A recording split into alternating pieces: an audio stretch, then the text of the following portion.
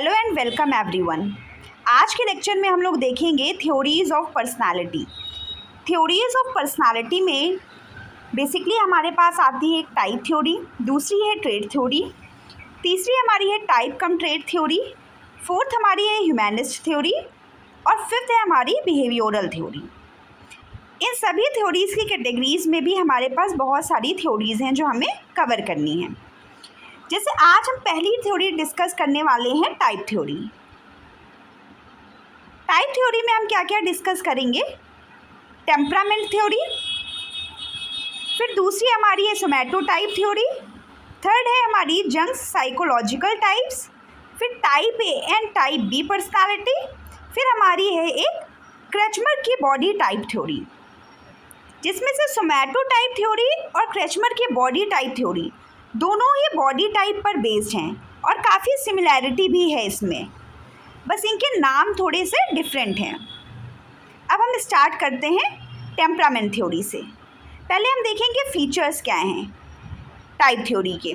तो फीचर्स में अगर हम देखें तो यहाँ पे टाइप थ्योरीज़ में हम जो भी क्लासिफिकेशन देखेंगे वो क्या होंगे, टाइप्स के बेसिस पे होंगे और इन्हीं क्लासिफिकेशन के बेसिस पे जो पर्सनालिटी टाइप्स हैं उनके कैरेक्टरिस्टिक्स के बेसिस पे हम इनको यहाँ पे फिक्स्ड कैटेगरीज में रखेंगे।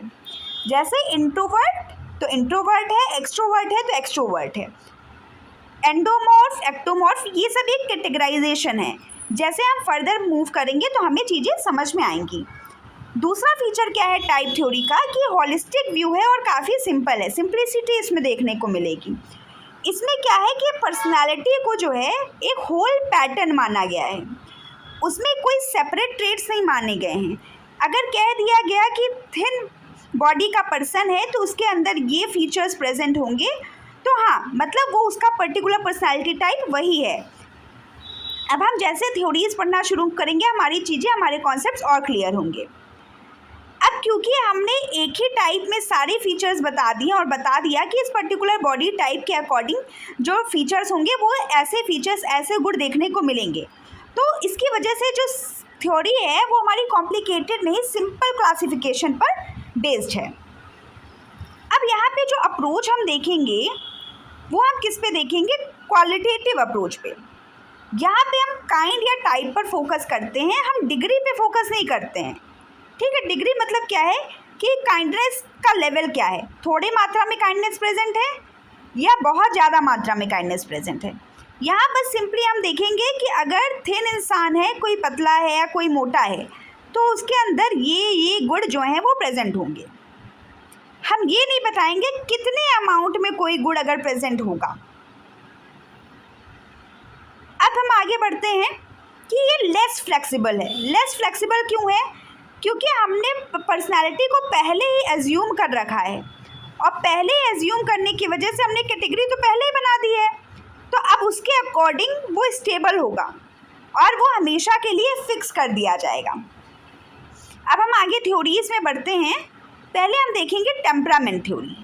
टेम्परामेंट थ्योरी दी किसने है? टेम्परामेंट थ्योरी दी है हिप्पोक्रेट्स और गैलन ने। पहले हिप्पोक्रेट्स ने इसको डिज़ाइन किया, बाद में इसको गैलन डेवलप करते हैं।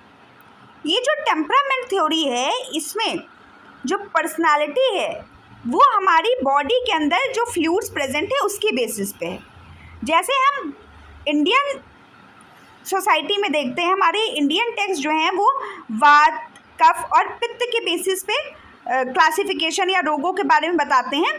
ठीक समझ लो कुछ वैसा ही है यहाँ पे भी, कि यहाँ पे कुछ फ्लूइड्स के बारे में डिस्कस करते हुए हिप्पोक्रेट्स ने पर्सनालिटी के टाइप्स बता दिए और ये बताया कि अगर उस पर्टिकुलर बॉडी टाइप में जो फ्लूइड्स हैं वो ब्लड प्रेजेंट है या येलो बाइल प्रेजेंट है या ब्लैक बाइल प्रेजेंट है या फ्लेगम प्रेजेंट है, तो उसी के अकॉर्डिंग उनके 4 टाइप्स ऑफ पर्सनालिटी भी फ्रेम्ड होगी।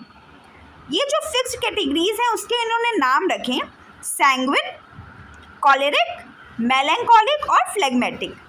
सैंग्विन में ब्लड की मात्रा ज़्यादा होगी, कॉलेरिक में येलो बाइल की मात्रा ज़्यादा होगी, मेलैंकोलिक है तो ब्लैक बाइल की मात्रा ज़्यादा होगी, फ्लेगम है तो फ्लेगम ज़्यादा है। अगर किसी की बॉडी में ब्लड ज़्यादा है तो उसकी पर्सनालिटी सैंग्विन कहलाएगी और किसी की बॉडी में अगर येलो बाइल ज़्यादा है तो उसकी पर्सनालिटी कॉलेरिक कहलाएगी।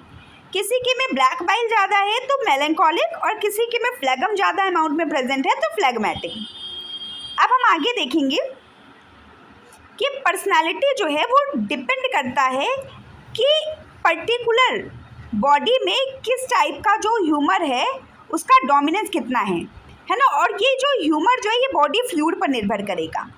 तो अगर जिस पर्टिकुलर टाइप का बॉडी फ्लूइड जो है वो डोमिनेंट होगा किसी भी बॉडी में, तो उसी हिसाब से उसकी पर्सनालिटी हो जाएगी।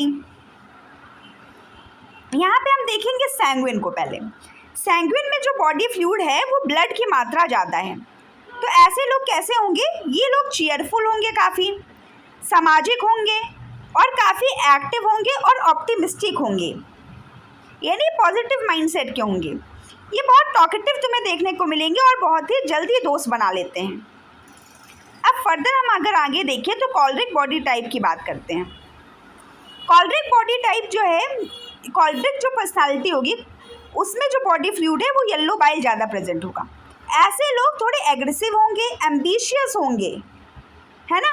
एम्बिशियस की वजह से इनके अंदर चीज़ों को ले करके बहुत ज़्यादा इच्छाएं होंगी, है ना। ये अपनी लाइफ को लेकर के काफ़ी एम्स वगैरह रखते होंगे। लीडर लाइक क्वालिटीज़ इनके अंदर देखनी जाएगी और ये काफ़ी शॉर्ट टेम्पर्ड होंगे। ये बहुत जल्दी नाराज़ हो जाएंगे और ऐसे लोग बहुत ही डोमिनेंट पर्सनालिटी के होंगे, ठीक है। जो लोग बहुत ही डोमिनेंट होते हैं नेचर से, तो ऐसे लोगों की पर्सनालिटी टाइप क्या है? कॉलरिक है। इनके अंदर येलो बाइल जो है वो ज़्यादा प्रेजेंट होगा। मेलैंकोलिक की बात करें तो यहाँ ब्लैक बाइल जो है वो ज़्यादा है। ऐसे लोग थोड़े से उदास रहते हैं, बहुत ज़्यादा सोचते हैं, इंट्रोवर्ट होते हैं और बहुत परफेक्शनिस्ट टाइप होते हैं। इनको चीज़ें बहुत परफेक्शन में चाहिए। कोई भी चीज़ करेंगे तो इनको वो चीज़ इधर से उधर नहीं होनी चाहिए, बिल्कुल एग्जैक्ट जहाँ पर होनी चाहिए। जैसा इन्होंने सोच रखा है वैसी ही चीज़ें होनी चाहिए, नहीं हुई तो ये उदास हो जाएंगी। क्या है इसमें? क्वाइट और इमोशनल थिंकर्स जो होते हैं तो हम उनको किस में रखेंगे? मेलैंकोलिक की कैटेगरी में। अब हम आगे देखेंगे फ्लैगमेटिक। फ्लैगमेटिक में क्या है? बॉडी फ्लूइड जो है वो फ्लेगम जो है वो ज़्यादा मात्रा में प्रेजेंट होता है। ऐसे लोग काम होंगे, स्लो होंगे और पीसफुल होंगे। ऐसे लोग बहुत ज़्यादा शांत विचारों के होंगे, अपना काम आराम से पीसफुल ढंग से करेंगे, किसी भी तरीके की कोई हड़बड़ी नहीं है। ये हमेशा जो है हर सिचुएशन में रिलैक्स रहने वाले लोग हैं। अब हम दूसरे टाइप को कवर करते हैं टाइप थ्योरी में। ये है हमारा सोमैटो टाइप। ये बेसिकली बॉडी टाइप के बेसिस में यहाँ पे हम पर्सनालिटी का क्लासिफिकेशन देंगे। सोमैटो टाइप थ्योरी विलियम हल्बर्ट शेडलर के द्वारा दी गई है। इन्होंने पर्सनालिटी को डिवाइड किया है बॉडी स्ट्रक्चर या फिजिक के बेसिस पे। यहाँ पे जो पर्सन का बॉडी टाइप है, इसी को हम लोग सोमैटो टाइप कहते हैं, वो डिसाइड करेगा कि लोगों का टेम्परामेंट क्या होगा और उनका बिहेवियर क्या होगा। इन्होंने 3 मेन बॉडी टाइप्स का जिक्र किया है और उसी से एसोसिएटेड स्पेसिफिक पर्सनालिटी ट्रेट्स बताए हैं। आगे बढ़ते हैं। इन्होंने जो बॉडी टाइप्स बताए वो इन्होंने बताए हैं एंडोमॉर्फ, मीजोमॉर्फ और एक्टोमॉर्फ। एंडोमॉर्फ वाले जो लोग हैं वो कैसे हैं? ये सॉफ्ट राउंड बॉडी और हाइयर फैट वाइड वेस्ट होंगे। यानी ये एंडोमॉर्फ वाले जो हैं ये थोड़े से हेल्दी, थोड़े से एंडोमॉर्फ वाले कैसे होंगे? ये थोड़े से फैटी देखने को मिलेंगे और इनका सॉफ्ट और राउंड बॉडी होगी और वेस्ट जो है वो कैसा होगा? वाइड होगा। कुल मिला के जो फैट की कैटेगरी में आएंगे वो एंडोमॉर्फ हैं और जो मीजोमॉर्फ है वो मस्कुलर बॉडी में आएंगे। एक्टोमॉर्फ थोड़े से पतले में आएंगे, ठीक। तो जो एंडोमॉर्फिक लोग होंगे ये जो होंगे, जो थोड़े से फैटी वाले में आएंगे, ये सोशेबल होंगे, सामाजिक पाए जाएंगे, रिलैक्स होंगे, काफ़ी कंफर्ट लिविंग होंगे और फ्रेंडली होंगे, ठीक। इसको याद करने का एक तरीका हम समझ सकते हैं कि एंडोमॉर्फ वो लोग हैं जिनके अंदर जो फैट जो है वो पूरे एंड तक समा गया है।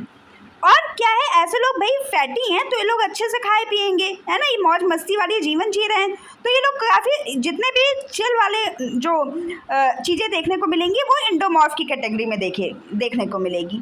तो ऐसे लोग कैसे हैं? काफ़ी रिलैक्स्ड हैं, चिल हैं, सोशिएबल हैं, कंफर्ट लिविंग और फ्रेंडली हैं। मीजोमॉर्फ की बात करें तो मीजो, एम फॉर मीजोमॉर्फ और एम से मतलब मस्कुलर, तो ये लोग काफ़ी एक्टिव होंगे, है ना। जो मस्कुलर होते हैं ये बॉडी से काफ़ी एक्टिव होते हैं, ये बोल्ड होंगे, है ना, एग्रेसिव होंगे और कॉन्फिडेंट होंगे। आगे बढ़ते हैं एक्टोमॉर्फ। एक्टोमॉर्फ में टी आ रहा है, टी फॉर थिन, ठीक। एक्टोमॉर्फ मतलब थिन। तो ऐसे लोग काफ़ी इंट्रोवर्ट देखने को मिलेंगे, सेंसिटिव देखने को मिलेंगे, थॉटफुल और एंग्शियस देखने को मिलेंगे। अब हम कार्ल जंग की क्लासिफिकेशन देखेंगे। इसको हम कहते हैं जंग का साइकोलॉजिकल टाइप्स।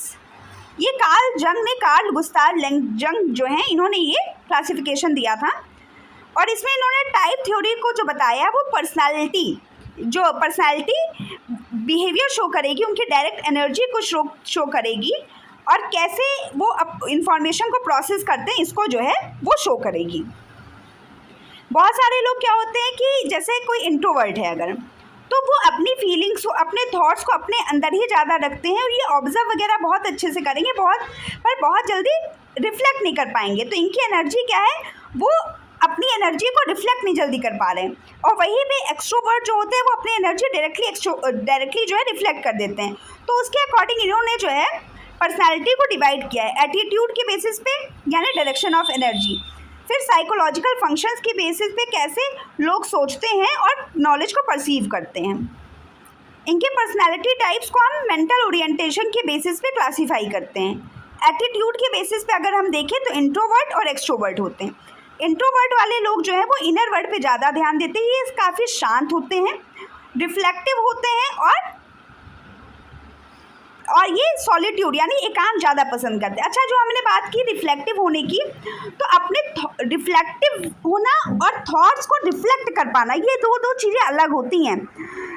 जब हमने बोला कि थॉट्स को रिफ्लेक्ट कम कर पाते हैं, मतलब ये एक्सप्रेसिव कम होते हैं इंट्रोवर्ट्स, है ना। और वैसे अगर जो यहाँ रिफ्लेक्टिव लिखा है उसका मतलब ये है कि ये ऑब्जर्वेशन बहुत अच्छा करते हैं, है ना। अब क्योंकि ये ऑब्जर्वेशन वगैरह बहुत अच्छा करेंगे तो ये नोटिस बहुत अच्छा करते हैं।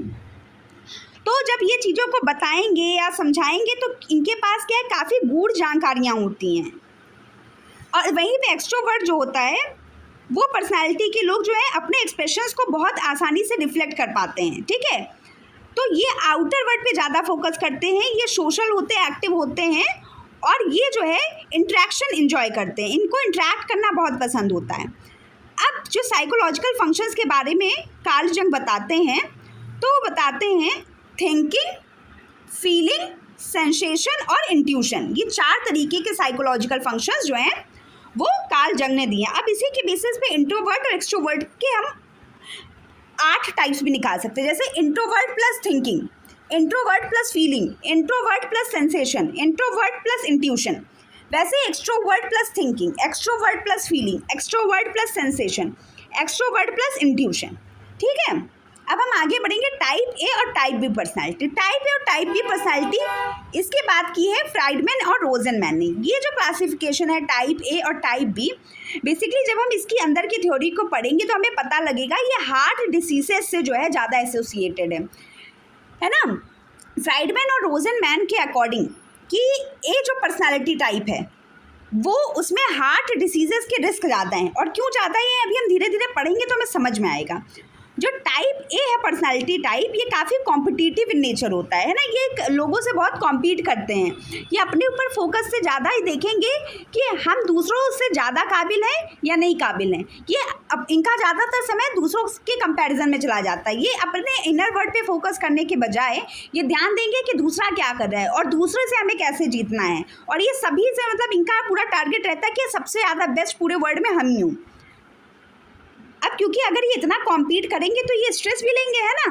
और ये काफ़ी ऐसे पर्सनालिटी टाइप के लोग टाइम कॉन्शियस होंगे। टाइम कॉन्शियस का मतलब कि ये इनकी सारा काम बहुत हड़बड़ी में करेंगे, है ना। इनको सब चीज़ें जो है एकदम एग्जैक्ट टाइम पे चाहिए होंगी, इनको सब कुछ अचीव करना होगा कम समय में।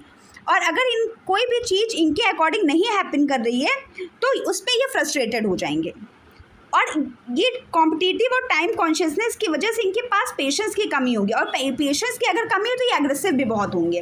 और एग्रेसिव होने की वजह से ये सेटिस्फाइड कभी भी नहीं होंगे, है ना। एग्रेसिव हो ही इसीलिए रहे क्योंकि अपनी किसी चीज़ से सेटिस्फाइड नहीं है। तो अब क्या है, सारा प्रेशर तो हमारे हार्ट पे ही जा रहा है ना। अब हम बात करते हैं स्ट्रेस प्रोन की। अब क्योंकि इनकी इतनी सारी नेगेटिविटीज़ देख ली, ये कॉम्पिटिटिव बहुत है, टाइम कॉन्शियस बहुत है। टाइम कॉन्शियस भी है पॉजिटिव सेंस में नहीं कि पंक्चुअलिटी वाला टाइम कॉन्शियस हो। इनको हड़बड़ी है, इनको हर चीज़ चाहिए और बहुत ही कम समय में चाहिए। तो इस वजह से ये स्ट्रेस प्रोन भी बहुत रहते हैं। अब स्ट्रेस प्रोन होंगे, ज़्यादा इनके पास स्ट्रेस रहेगा, तो हाइपर टेंशन और कोरोनरी हार्ट डिसीजेज इन्हीं के अंदर तो देखने को मिलेगी। अब हम आते हैं टाइप बी पर्सनैलिटी पे। टाइप बी पर्सनैलिटी समझ लो बेस्ट टाइप ऑफ पर्सनैलिटी है। बेस्ट टाइप ऑफ पर्सनैलिटी क्यों है? क्योंकि ये किसी दूसरे से कॉम्पीट नहीं करते हैं, है ना। इनका माइंड काफ़ी रिलैक्स्ड रहता है और ये काफ़ी ईजी गोइंग है। ईजी गोइंग, अगर हम अपनी मेहनत कर रहे हैं, मिल गया तो ठीक है, नहीं मिला तो कुछ और देख लेंगे, ठीक है। टाइप बी पर्सनैलिटी वाले ईजी गोइंग होते हैं और ये खुद को किसी भी तरीके से बाउंड नहीं करते हैं, है ना। इनको टाइम की बहुत ज़्यादा हड़बड़ी नहीं होती है, ये बस अपना बेस्ट देने की कोशिश करते हैं। ये अपना समय लेते हैं, किसी भी चीज़ की जल्दबाजी नहीं करती, ये काफ़ी काम होते हैं, काफ़ी शांत विचार के होते हैं, है ना। किसी भी तरीके के रश में नहीं होंगे, किसी भी तरीके के कंपटीशन में नहीं होंगे। अब क्योंकि ये सब चीज़ें अगर ये रिलैक्स है काफ़ी, तो इनके पास स्ट्रेस भी कम होगा, किसी भी चीज़ की चिंता नहीं है तो स्ट्रेस कम हो गई। अब जब इनका स्ट्रेस कम होगा तो इनका माइंड भी काम रहेगा, माइंड काम रहेगा तो ये जो इनके एनर्जी ब्लॉकेजेस कम होंगे, तो इनके पास हार्ट डिसीजेज़ के खतरा कम होगा। अब हम बात करते हैं फिफ्थ टाइप, जो पर्सनैलिटी टाइप थ्योरीज हम लोग देख रहे थे ना, टाइप थ्योरीज, तो उसमें क्रचमर का बॉडी टाइप थ्योरी आता है। अभी हमने विलियम शेल्डन का टाइप देखा था, सोमैटो टाइप थ्योरी, सिमिलर उसी तरह से ही है अर्नस्ट क्रचमर की बॉडी टाइप थ्योरी। इसमें इन्होंने 3 टाइप्स ऑफ पर्सनैलिटी की बात की जो कि बॉडी पर बेस्ड है। इन्होंने बताया एस्थेनिक, एथलेटिक और काइनिक। तो एस्थेनिक लोग कैसे हैं? ये इंट्रोवर्टेड और सेंसिटिव हैं। हमने बताया था कि जो वहाँ पे जब हम लोग शेल्डन का टाइप पढ़े थे तो एक्टोमॉर्फिक में मैंने देखा था ना कि वो लोग थिन होते थे तो इंट्रोवर्ट और सेंसिटिव होते थे। ऐसे एस्थेनिक में एस्थेनिक वाले लोग कौन है? जो थिन है। तो ये लोग कौन से, इनके अंदर के फीचर्स क्या होंगे? इंट्रोवर्टेड और सेंसिटिव। एथलेटिक वाला क्या है? मस्कुलर है। मस्कुलर लोग कैसे होंगे? एनर्जेटिक और स्टेबल। काइनिक में क्या है? काइनिक वाले लोग थोड़े से फैटी वाले कैटेगरी में जाएंगे और ये सोशिएबल और चीयरफुल होंगे। अब फर्दर हम जो है इन टाइप थ्योरी जो इतने भी हम लोग ने पढ़ा है, अब इसका ज़रा सा हम लोग लिमिटेशन देख लें। तो लिमिटेशंस क्या है? इसमें पर्सनैलिटीज़ की बहुत ही ज़्यादा ओवर सिंप्लीफिकेशन कर दिया गया है ना। एक फिक्स्ड कैटेगरीज बना दी गई है। अब फिक्स्ड कैटेगरी बनाने की वजह से जो भी ट्रेड्स हैं वो हमने निर्धारित कर दिया। अब ये थोड़े ना हम देख रहे हैं कि पर्टिकुलर ट्रेड की डिग्री क्या है। तो यहाँ पर ये जो ओवर सिंप्लीफिकेशन है ये इसकी जो है सबसे बड़ी लिमिटेशन है, क्योंकि पर्सनैलिटी को हम सिर्फ और सिर्फ फ्यू टाइप्स में, किसी एक टाइप में ही लिमिटेड नहीं कर सकते हैं। अब लैक ऑफ फ्लेक्सिबिलिटी की बात करें, ये जो थ्योरीज है अपने आप से एज्यूम करके बैठी हैं कि पर्सन जो है किसी एक टाइप में ही बिलोंग करता है, और ये इस बात को इग्नोर करती हैं कि एक से ज़्यादा ट्रेड्स भी जो है पर्सन शो कर सकते हैं सिचुएशंस के अनुसार। अब तीसरा क्या लिमिटेशन है? इन्होंने ये चीज़ इग्नोर कर रखी है कि सिचुएशन का क्या इन्फ्लुएंस पड़ेगा, है ना। इंडिविजुअल के डिफरेंसेस जो हैं,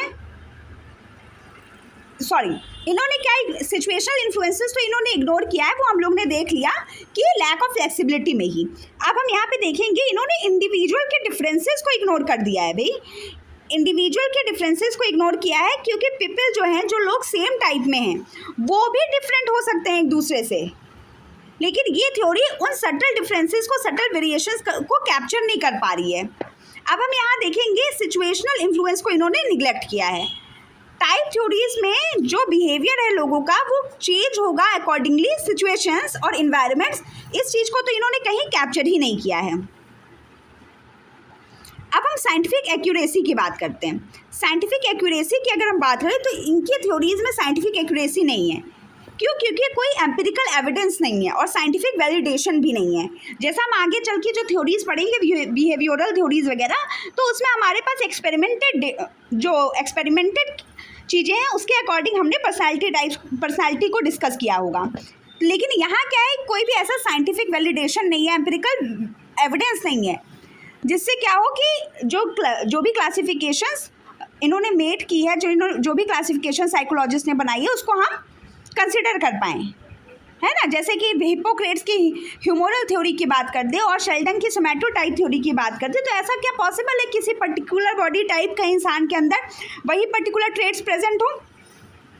तो इस वजह से साइंटिफिक एक्यूरेसी ये जो थ्योरीज हैं वो लैक करती हैं। तो आज के लेक्चर में हमने कवर किया टाइप थ्योरीज। आज हम इतना ही डिस्कस करेंगे, अब हम नेक्स्ट लेक्चर में मिलेंगे। Thank you.